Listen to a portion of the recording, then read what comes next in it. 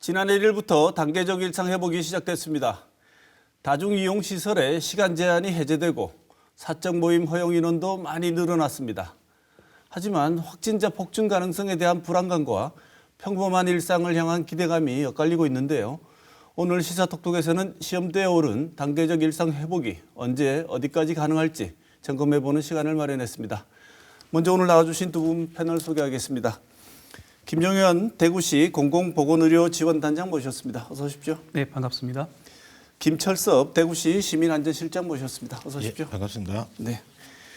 두 분 모두 단계적 일상 회복이 시작되고 난 뒤에 벌어지고 있는 여러 가지 현상들을 보시면서 한편으로는 자영업자들이 조금 숨쉬는 모습을 보고 다행이다 싶으신 마음도 있으시겠지만 아무래도 이 보건의료를 담당하시는 분들이라 확진자가 늘어나는 숫자를 보면서 마음이 조마조마하실 것 같습니다. 예. 그래서 단계적 일상 회복이 우리한테 지금 어떤 의미가 있는지 먼저 잠깐 살펴보고 시기상조라는 지적이 있는데 왜 이런 얘기가 나오는지 먼저 한번 말씀을 들어보고 싶습니다. 지금 단계적 일상 회복을 시작하는 시기가 이제 실내 생활이 좀 증가하고 독감 유행이 시작되는 11월이라는 그런 점, 그다음에 아직 접종 완료율이 집단 면역을 형성할 만큼 그렇게 충분하지 높지 않다는 점. 네. 그리고 또 이 단계적 일상 회복이 추진되게 되면 확진자의 증가는 부득이하게 증가할 수밖에 없는 그런 상황인데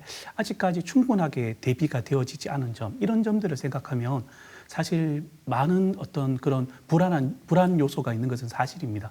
그럼에도 불구하고 말씀하셨듯이 우리 국민들이 너무 지나치게 장기간 동안에 고통을 감내해 왔고 특히 접종률이 70% 이상이 되면 이런 단계적 일상 회복으로 이제 도입되어진다라는 그런 메시지가 계속 주어졌기 때문에 국민들의 어떤 이 수용성이 한계치에 도달한 상황인 것 같습니다. 네. 그래서 지금 아마 진행되는 것은 좀 불가피한 그런 상황이라고 판단하고 있습니다. 네.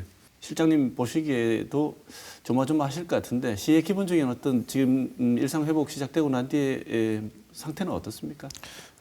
지금 정부가 이번에 접종률 70%를 전 국민이 이제 10월 23일 날 이제 완료를 했고, 그 다음에 위중증률, 사망률 등에서 상당히 이렇게 예방 효과가 높은 것으로 나타나고 있습니다. 네. 그리고 그동안 그 2년간 코로나 방역 조치를 하면서 이제 국민들의 적극적인 협조로 정부의 어느 정도 이제 자신감이 반영되어서 나타난 결과라고 생각하고 있습니다. 전체적인 정부 방침에 맞춰서 진행을 하고 있지만 시가 생각하실 때에는 우리는 여기에 발맞춰서 할 수 있는 여러 가지 단계별 준비는 지금 준비가 다 되고 있는 상태입니까? 그렇습니다. 뭐 크게 나눠서 보면은 두 가지 정도를 저희들이 중점적으로 준비를 하고 있는데 하나는 이제 환자가 급증할 것에 대비한 재택 치료 체계, 네. 그 의료진들과 협력, 그 다음에 각 구군 특히 보건소와 일반 그 자가격리반들과의 협조를 통한 자택 치료 체계를 정비하는 거가 하나 있고, 또 하나는 이제 그 의료 체계 붕괴를 막기 위해서 병상, 중증, 병상 확보 부분 그 두 가지를 가장 시급한 것이라고 보고 지금 준비를 해나가고 있습니다. 네. 이 구체적인 내용은 잠깐 다른 걸 짚어보고 또 한번 들어보겠습니다. 단장님, 70% 되면 괜찮다고 하지 않았습니까?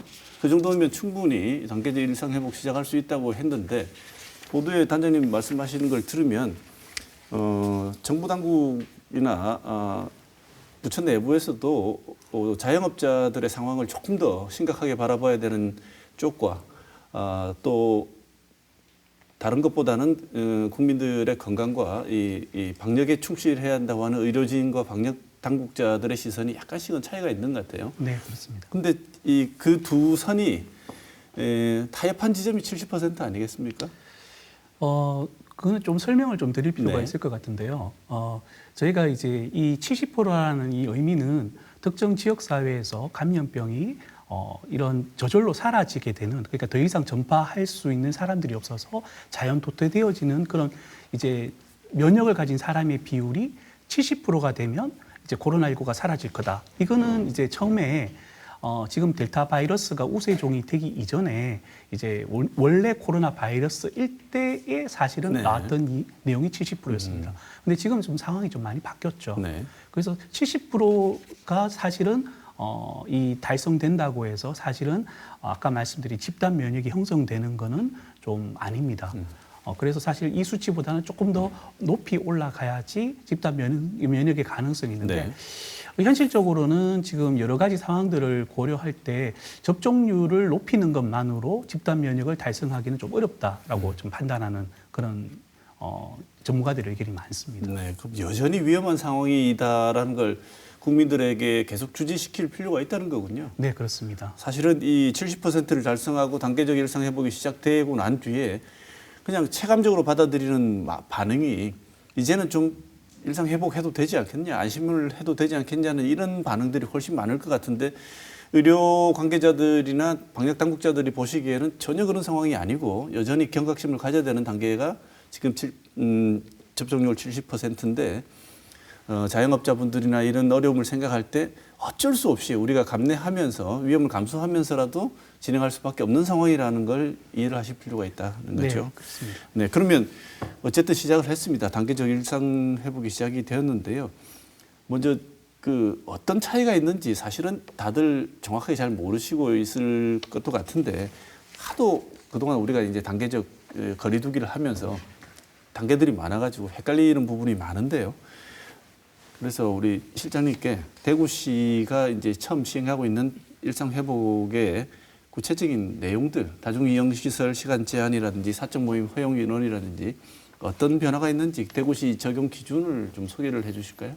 예, 그렇게 시간 제한하고 그다음에 사적 모임 완화에 대해서 말씀드리면 시간 제한은 지금 생업 시설들의 이제 그동안에 이제 고통이 워낙 심했기 때문에 모든 생업 시설에 대해서는 시간 제한을 이제 전면적으로 이제 없앴습니다. 네. 없애고 그 이외의 유흥시설은 2단계에 걸쳐서 완화하는 것으로 지금 정리가 되었습니다. 그래서 유흥시설은 지금 현재는 24시까지 1단계에서는 그 허용하고 네. 2단계에 가게 되면 2단계라는 거는 일단은 기본적으로는 접종률 80% 달성을 대체로 잡고 있습니다. 네. 2단계에 가서 이제 그 유흥시설에 대해서도 영업 시간 제한을 전면 완화하는 것으로 일단 되어 있습니다.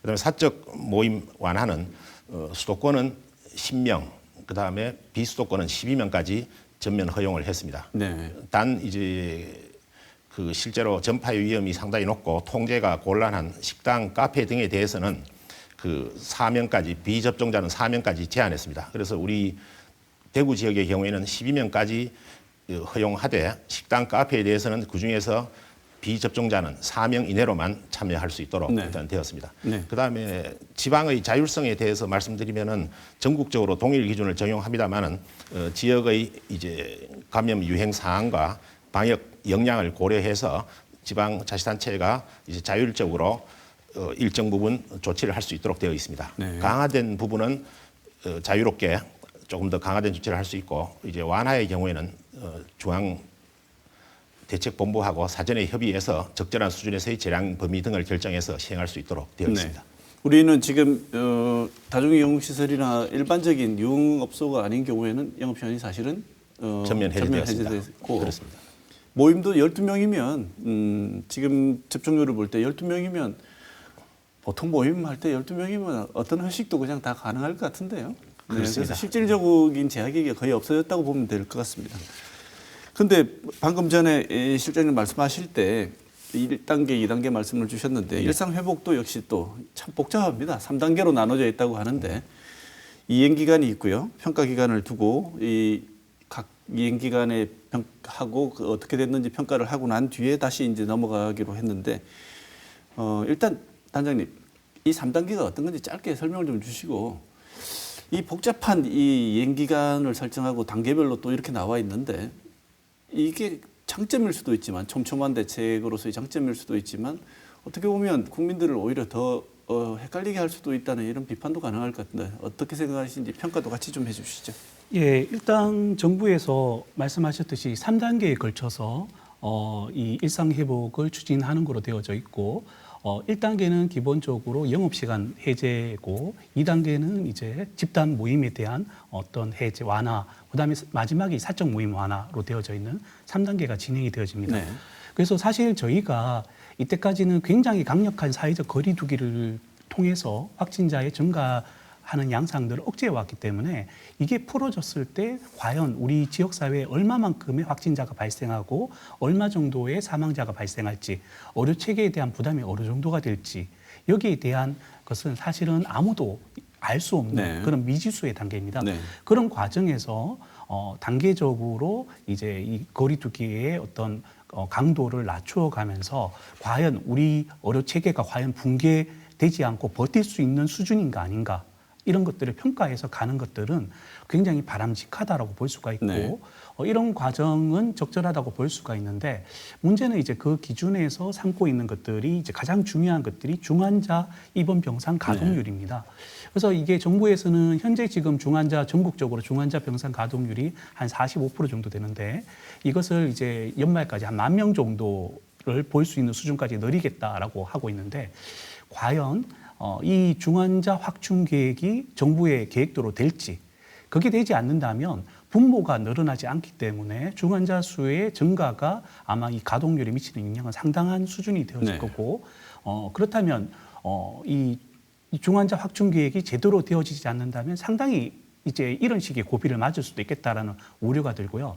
이제 사실 중환자 병상의 확충이라는 건 단순하게 병실을 늘리는 의미가 아니라 기존에 이 진료하고 있던 중환자들을 어쨌든 안전하게 다른 치료를 제공할 수 있는 그런 준비가 되어져야 되고, 또 확진자를 이제 1급 감염병인 코로나19를 보기 때문에 다른 환자들과의 어떤 분리, 네. 그다음에 중환자를 볼 수 있는 의료진의 준비, 이런 여러 가지 상황들이 필요한데, 과연 이게 이제 굉장히 간단하게 해결될 문제냐라는 거는 사실 의료 현장에 계신 전문가들의 얘기를 들어보면 쉽지 않은 문제라고 네. 얘기를 하고 우려를 하고 있는 상황들입니다. 그래서 그런 면에서 조금 걱정스러운 부분이 있다고 생각합니다. 네. 근데 더 걱정되는 것은 방역 당국이 아까 단장님 말씀하셨지만 백신 접종률이 전 국민 90%까지 늘어나도 이른바 말하는 집단 면역 효과를 기대하기는 힘들다, 이렇게 구체적으로 밝히고 있습니다. 실제로 접종률 높아도 집단 면역 어렵습니까? 네, 지금은 그렇게 보고 있는 것이 이제 현실입니다. 아까 잠깐 설명을 드렸지만 이 확산 방지를 위해서 필요한 집단 면역의 수준은 기본적으로 대상 병원체의 전염력, 감염력에 비례하게 됩니다. 네. 그런데 저희가 최초 예상할 때 이제 원래 코로나19 바이러스 때는 이제 국민의 70%면 가능할 것이다, 이렇게 예측을 했는데, 현재 이제 우세 적용이 되어져 있는 델타 바이러스는 기존 바이러스에 비해서 약 한 1.74배 정도 감염력이 더 높습니다. 그러면 이 기준을 새로 적용해서 산출을 해보면 국민의 적어도 81에서 84%가 면역력을 가져야지 이 집단 면역이 형성될 거라고 우리가 추정할 수 있는데, 문제는 이제 델타 바이러스가 기본적으로 이 백신의 효과도 떨어뜨리고 있고, 그다음에 기본 백신도 맞는다고 모든 국민들이 또 항체를 가지는 것이 아니기 때문에 네. 이런 상황들을 여러 가지로 고려해 보면 접종자의 한 80%가 실제 면역력을 획득한다라고 볼 수가 있습니다. 네. 그러면 아까 말씀하셨듯이 국민의 90%가 실제 맞는다고 하더라도 실제 면역을 가지는 사람들의 비율은 한 72% 정도밖에 네. 안 되기 때문에 목표치에 해당하는 80% 초반대는 조금 힘든 상황이고, 그럼에도 불구하고 저희가 왜 이렇게 예방접종 백신을 이렇게 강조드리느냐 하면 이 백신 자체가 이 기본적으로 델타 바이러스가 유행하면서 예방 효과의 이 효과는 떨어짐에도 불구하고 중증도로 이행되는 효과는 아직도 여전히 강력합니다. 네. 그래서 단계적 일상 회복이라는 이 개념 자체가 결국 우리 사회가 감당할 수 있는 수준의 피해를 감당해 가면서 네. 우리의 일상생활을 유지하는 것이기 때문에 이 감당할 수 있는 피해라는 것은 기본 우리가 감당할 수 있는 의료체계 감당할 수 있는 중증 환자 수와 사망자 수거든요. 그래서 이 수치를 어쨌든 잘 견디기 위해서는 접종률이 높으면 높을수록 우리가 이 단계적 일상 회복을 성공할 가능성이 높고 의료체계가 붕괴되지 않을 가능성이 훨씬 높아지기 네. 때문에 이제 강조를 드리는 겁니다. 실제로 실장님 이미 예상은 다 하고 있지 않습니까? 단계적 일상 회복 1단계를 시행하게 되면 확진자 늘어나고 그다음에 여러 관계기관에서도 우리가 상상한 것보다 훨씬 많이 늘어날 수 있다, 너무 놀랄 필요는 없다. 그건 불가피한 상황이기 때문에 그걸 알면서도 우리는 가고 있는 것이다. 이렇게 지적을 했습니다. 그러면 시에서도 이런 상황을 다 숙지하고 계실 거고 지역 이런 것에 대한 대응 체계도 이제 준비가 되셨을 텐데 우리 지역 대구시 대응 체계는 어떻게 준비되어 있습니까? 예, 지금 환자가 발생하게 되면 일단 중증으로 분류되면 병원으로 가게 되고 경증이나 무증상의 경우에는 지금 생활치료센터로 가서 네. 치료를 하고 있습니다. 근데 이번에 이제 재택 치료를 거기에 포함시키게 되면서 지금 저희 시의 생각으로는 이제 장기적으로 그 역할 분담을 2대, 3대 5 정도로 생각을 하고 있습니다. 병원에서 한 20%, 그리고 생활치료센터에서 30%, 그리고 50%는 이제 재택 치료로 그 일단 분산시켜서 의료계의 부담을 덜어드리려고 생각을 하고 있습니다. 네. 재택 치료 같은 경우에 재택 치료가 50%를 차지하고 가장 중요하기 때문에 이제 대부분의 환자들이 재택 치료로 1차적으로 이제 전환이 될 것 같은데 재택 치료가 급증할 것에 대비해서 한 3단계 정도로 준비를 하고 있습니다. 첫 번째는 이제 동산의료원을 전담병원을 해서 동산의료원에서 약 300명 환자를 일단 연계해서 재택 치료하는 것으로 하고 네. 그보다 더 많이 발생할 경우에는 2단계로 경대 7곡병원하고 대구의료원을 2단계 병원으로 지금 가동하려고 하고 있습니다. 그다음에 네. 3단계에는 지금 현재 대구 시내에서 24시간 응급의료실이 운영되고 있는 10개 병원으로 확대해서 추진을 하기 때문에 환자가 급증하더라도 그 3단계 대책에 따라서 잘 대응할 수 있으리라고 일단 보고 있습니다. 그리고 이제 20%를 병원으로 이제 일단은 가는데 중증 환자, 네. 그 중증 환자가 급증할 경우에 병원에 그 대응 역량이 이제 없어지는 측면을 고려해서 지금 관내 대형병원 3개소에 기본 있는 중증 병상 외에 34개 병상을 일단 추가로 일단 확보해 놓았습니다. 네. 예. 지금 실장님 말씀을 들으면 단계적 일상 회복의 필수 조건이 일단 재택 치료가 얼마나 성공을 거둘 것인가에 예. 초점이 맞춰져 있는 것 같습니다.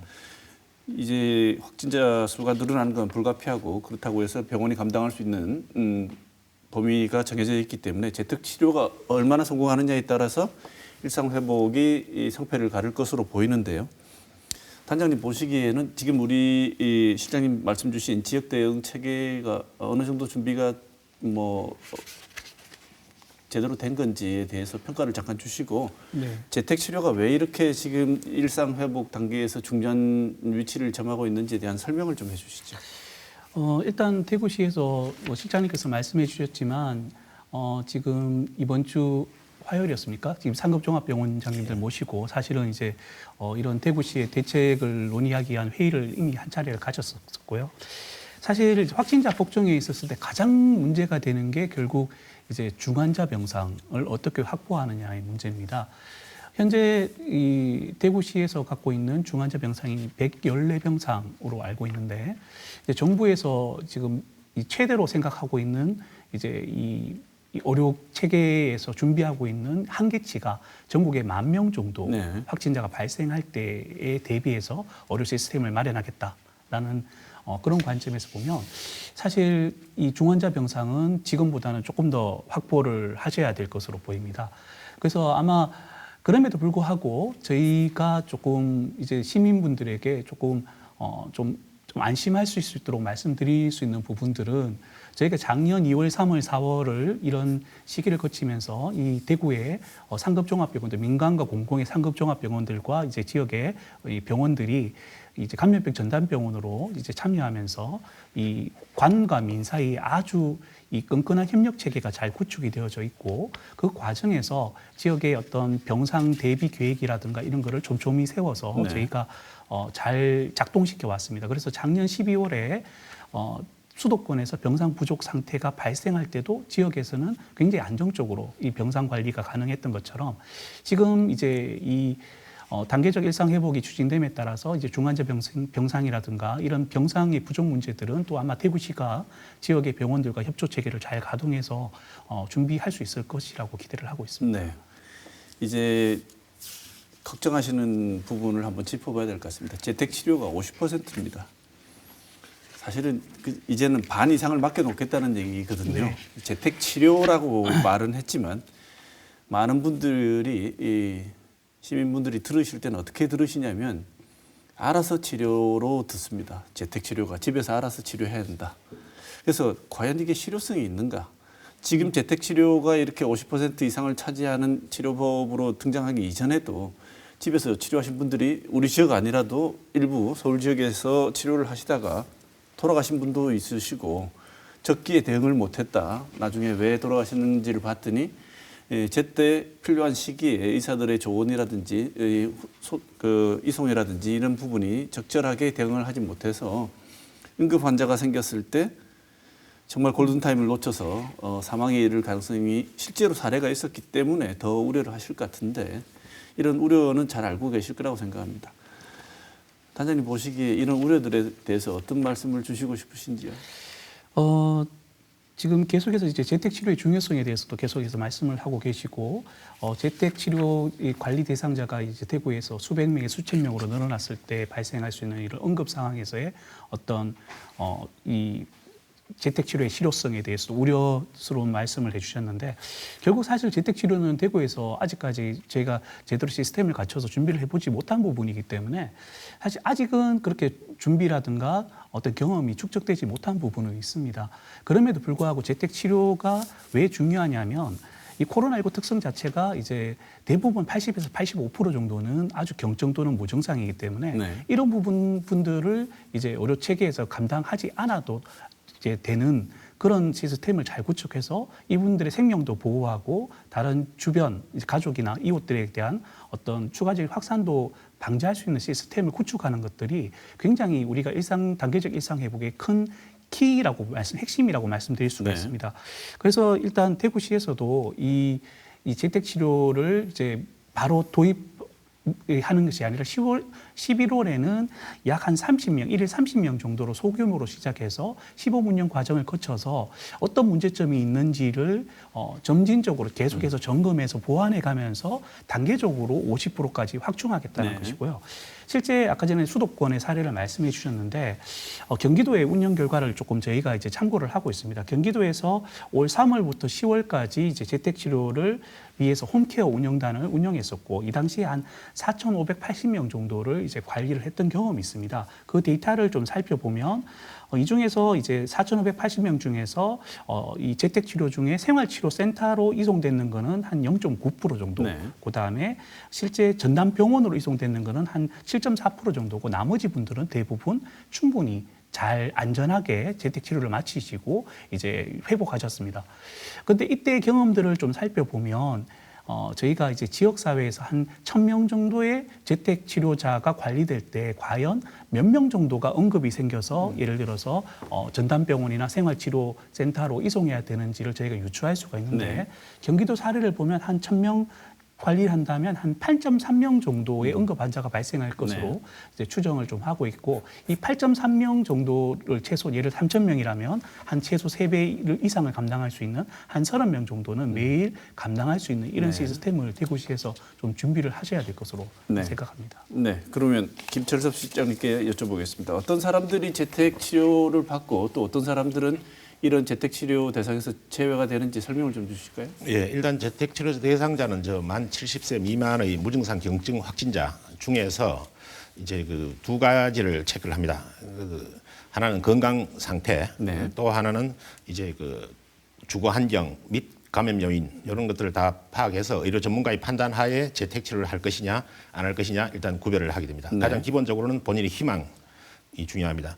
그다음에 재택 치료 제외 대상자는 그 두 가지인데 하나는 감염에 취약한 주거 환경, 고시원이라든가 쉐어하우스라든가 기숙사라든가 이런 경우에는 감염 전파가 되기 때문에 그런 경우에는 일단 제외를 하고 그다음에 그 여러 가지 사유로 인해서 의사소통이 거의 불가능한 상태거나 어려운 상태인 경우에는 이제 제외를 합니다. 네. 그리고 이 재택 치료의 효율성을 위해서 아까 단장님 말씀하셨습니다만은 경기도 사례를 말씀하셨습니다만은 그 재택 치료의 분들은 매우 불안을 많이 느끼게 되고 조금만 아파도 이제 크게 걱정을 해서 병원으로 오시고 싶어하는 경우가 네. 다른 시도에 보면 많이 있습니다. 네네. 그런 측면에서 저희들도 단기 치료센터라고 해서 그 병원으로 가기 전에 완충 기관으로 하루나 1일에서 3일 정도의 단기 치료센터를 필요시에는 개설을 해서 그 병원의 의료 부담을 줄이려고 지금 생각을 하고 있습니다. 네. 그리고 재택 치료에서 가장 문제가 되는 부분은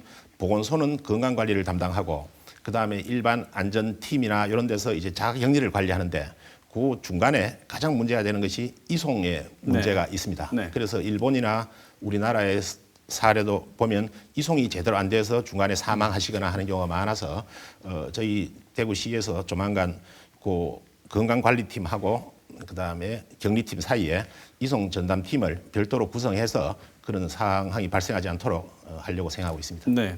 방금 단장님 말씀 주신 하루 맥시멈으로 최대한 발생했을 때 하루 30명 정도를 감당할 수 있는 대응 체계는 준비가 되어 있다고 볼 수 있습니까? 예, 지금 현재는 그 정도는 충분히 이제 대응할 수 있습니다. 근데 급할 때 그 입장을 이렇게 우리가 다 이해하시겠지만 본인이 재택 치료를 받고 있는데 몸이 조금만 안 좋아지면 당연히 걱정이 많이 되지요.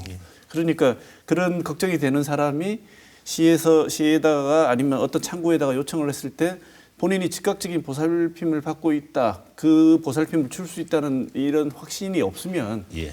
굉장히 더 불안감이 심해지니까 시에서도 그 부분을 홍보를 좀 많이 해서 재택 치료를 하시더라도 언제든지 치료받고 이송하는 데는 문제가 없는 시스템을 우리가 갖추고 있다는 거는 말씀을 잘 해야지 협조적인 어떤 이 체계가 돌아갈 것 같다는 생각이 들긴 하거든요. 예, 그렇게 네. 하겠습니다. 예. 지금 그렇게 되면 또 하나 걱정되는 게 뭐냐면 보건소 말씀하셨는데 지금도 사실 보건소 인력들의 번아웃이라 그러죠. 예. 너무 일이 과중돼 가지고 거의 탈진 상태에 이르는 심각한 수준에 이르렀다는 보고들이 많이 있는데요. 예.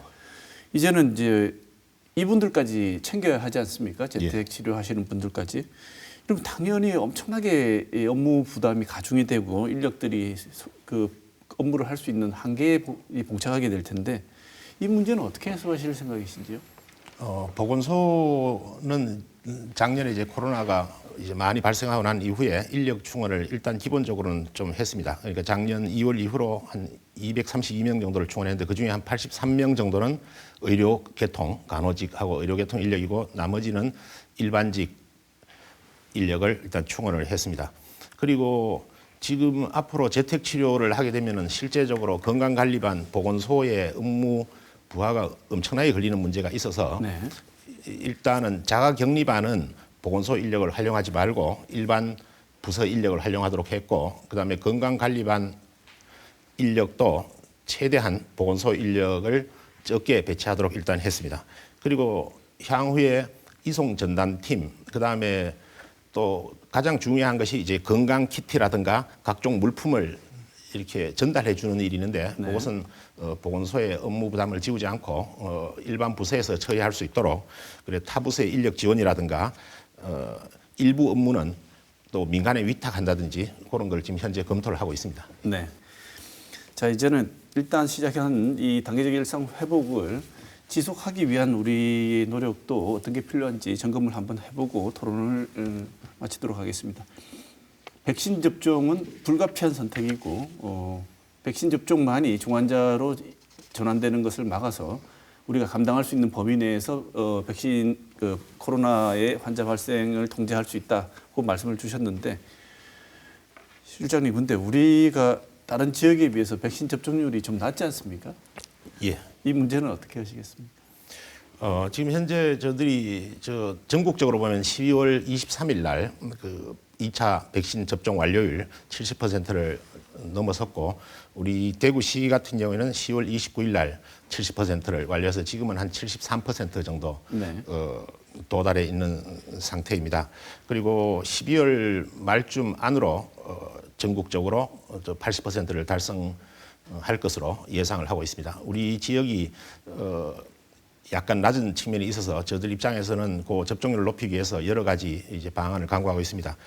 지금 현재 얀센 그 백신이나 모더나 그다음에 아스트라제네카 그다음에 화이자 백신의 지금 예비량은 상당히 충분한 상태에 네. 있기 때문에 지금 같은 경우에는 백신을 맞지 않으신 분들은 언제라도 그 의료기관이나 보건소에 그 연락을 하시면은 당일날 바로 와서 접종을 받을 수 있는 상태를 만들어 놓은 상태고요. 네, 네. 두 번째로는 지금 현재 그 확진자 중에서 15%, 20%그 18세 이하 청소년층의 그 확진율이 높아지고 있습니다. 네. 그 부분에 이제 그 백신 접종률을 높이기 위해서 교육청과 공조해서 그 학부모들을 통해서 학교를 통해서 그 접종률을 이제 높이려고 노력을 하고 있고요. 네. 그다음에 외국인 같은 경우에 대체적으로 한 10% 이상 그 내국인에 비해서 접종률이 낮은 상태입니다. 그래서 저희들이 그 외국인이 많이 있는 산업단지나 그다음에 유학생들이 많이 있는 대학교에 직접 찾아가는 예방접종을 실시하고 있습니다. 그리고 예방접종을 지금 꺼려하는 분들의 한 70% 이상 가장 높은 순위로 예방접종을 꺼리는 이유가 그 백신의 이상 반응에 네, 대한 네. 이제 어떤 우려, 두려움 때문인데 그것을 완화하기 위해서 저희들 감염과 안에 이상 반응 전담팀을 별도로 구성해서 그 시민의 눈높이에서 최대한 해결해 드릴 수 있도록 그 해서 접종 불안을 해소해 나가도록 노력하겠습니다. 네. 이상 반응 때문에 안 맞으시려고 하는 분들이 많단 말이죠. 특히나 이 기저질환자나 임산부 같은 경우는 더한데요. 단장님께서 그런 분들에게 뭐 이런 접종과 관련해서 말씀을 더 주시고 싶은 내용은 어떤 게 있을까요?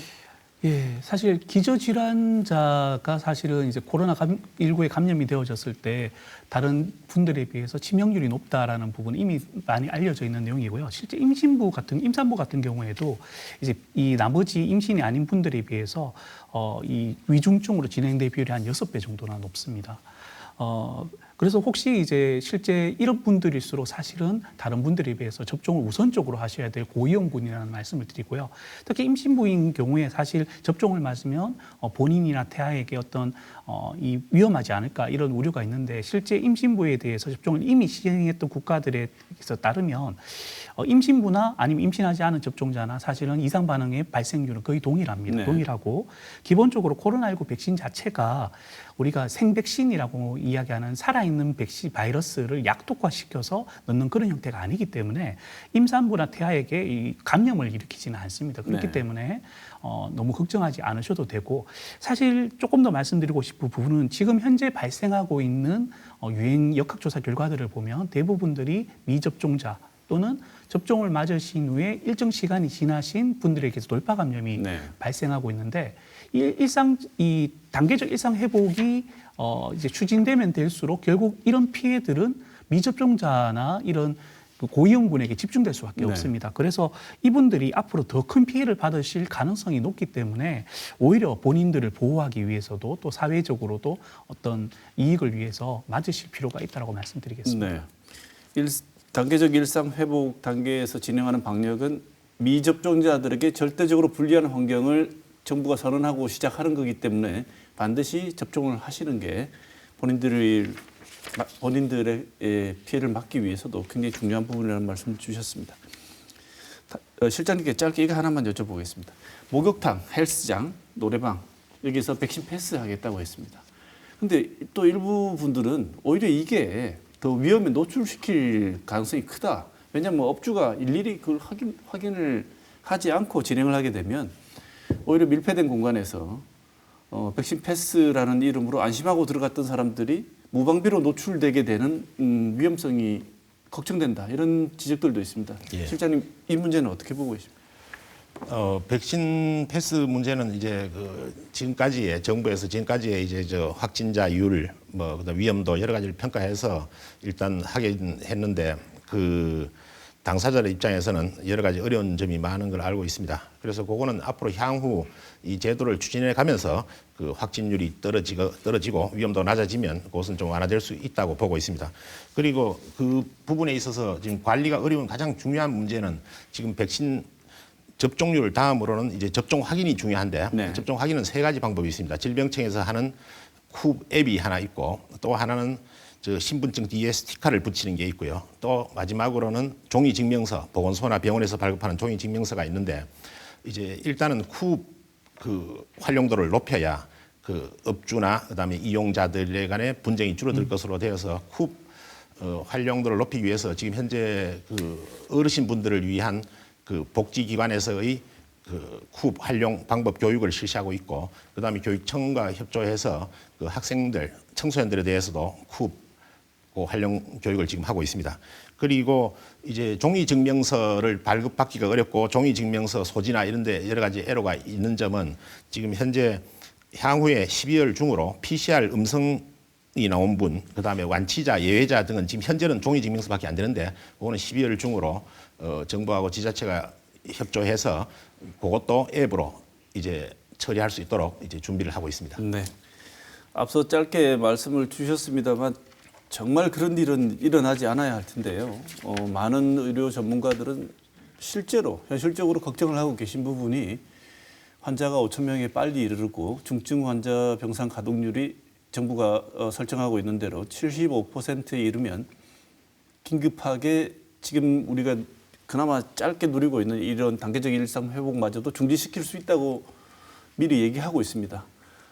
생각보다 이 시기가 빨리 올 수도 있고 국민들이 본인의 할 수 있는 역할을 다 한다면 무사히 넘어가고 3단계로 진입해 볼 수도 있을 것 같은데 그러기 위해서 꼭 필요한 선행 조건, 우리 시민들이 해야 되는 필요한 일들이 있다면 어떤 게 있는지 단장님 짧게 말씀 좀 주시죠.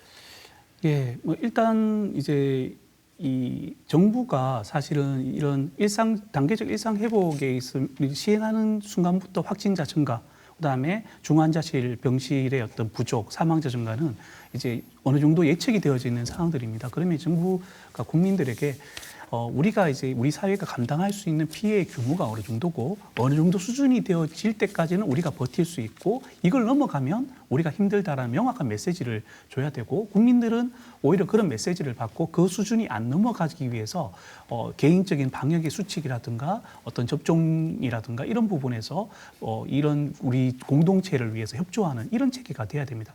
결국 정부의 소통과 국민에 대한 어떤 이 투명한 어떤 설득, 정보의 공개 이런 부분들이 사실은 어떻게 보면 이 단계적 일상 회복의 어떤 굉장히 기본이 되는 어떤 요소가 아닐까라고 생각을 하고 있습니다. 네. 자, 토론 시간이 다 됐는데요. 토론 과정에서 못 하신 말씀 하실 수 있는 1분을 드리겠습니다. 먼저 김철섭 실장님께 먼저 1분 드리겠습니다. 예, 저희들이 지금 방역을 하고 그다음에 일상 회복을 하는 데 있어서 가장 큰 힘은 아까 범시민 대책위원회로 대표되는 우리 시민들의 이제 공감대 형성입니다. 그래서 모처럼 찾아가는 이 그 일상 회복의 기회를 다시 옛날로 되돌아지 않기 위해서는 두 가지가 필요한데 첫 번째는 이제 예방 접종 최대한 하여튼 적극 접종해 주시는 거. 그다음에 두 번째는 그 접종보다 오히려 더 중요하다고 할 수 있는 기본 방역 수칙. 그다음 마스크 쓰기, 손 씻기, 그거를 최대한 협조해 주시면은 이번 기회를 잘 살려서 또 경제도 회복하고 일상 회복으로 돌아갈 수 있으리라고 보고 있습니다. 네, 김종현 단장님. 네, 단계적 일상 회복은 코로나 유행 이전으로 돌아가는 것은 절대로 아닙니다. 그래서 개인의 철저한 방역 수칙과 예방 접종이 사실 바탕이 되어져야지 이 단계적 일상 회복의 성공 가능성이 커집니다. 그래서 본인뿐만 아니라 소중한 이들의 생명을 지키기 위해서 적극적인 참여와 협조 부탁드리겠습니다. 네. 어렵게 시작한 단계적인 일상 회복에 대해서 우리가 주의할 점 그리고 더 노력해야 될 점 그리고 현황에 대해서 오늘 김종현 대구시 공공보건의료지원단장, 김철섭 대구시 시민안전실장 두 분 모시고 좋은 말씀 들었습니다. 오늘 토론 감사드립니다. 오늘 토론 여기서 마치겠습니다. 고맙습니다.